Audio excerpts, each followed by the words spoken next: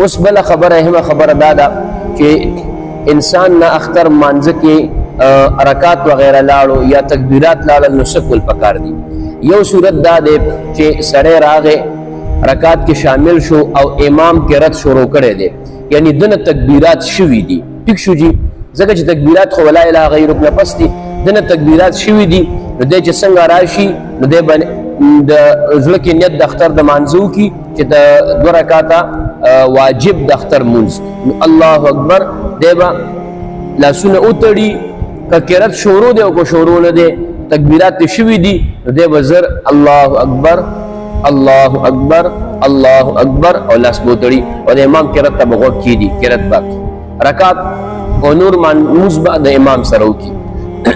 دویم صورت دا دی چې دی راغې او امام چې کم دی نو هغه په رکوع کې دی، نو چې امام په رکوع کې دی نو دی به څه کوي، دی به نیت وتړي. نو که دله وخت شته دی چې دی 4 تکبیرونه وایي او امام رکوع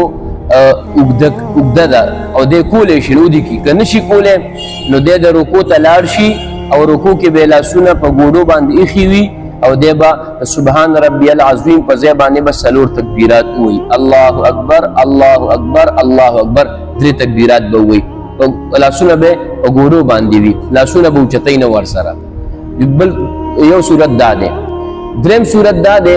چې د انسان نه مکمل رکعت شوی دی، دی رالو یو رکعت شوی دی، دی دویم رکعت کې د امام سره شامل شو. اوس دله څه کول پکار دي؟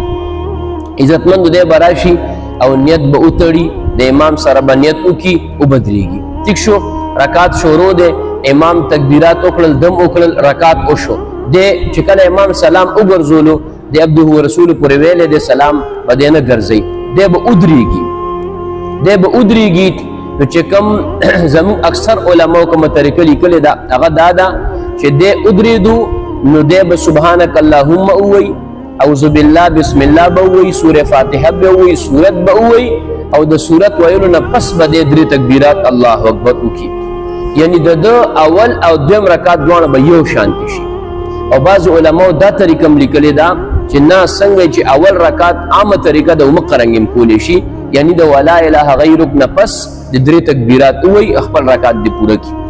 خجی پنځم صورت دا دی چې دنه 2 رکعات شوي دي، یا مثال په تور باندې امام پر رکوع کې درونی وو، د امام پر رکوع کې رونی وو، ټیک شو، نو هغه خو طریقه تاسو له ماو خولا چې دی په رکوع کې د دې دویم رکعت پر رکوع کې امام رونی وو، نو دی به تکبیرات الته وایي پر رکوع کې د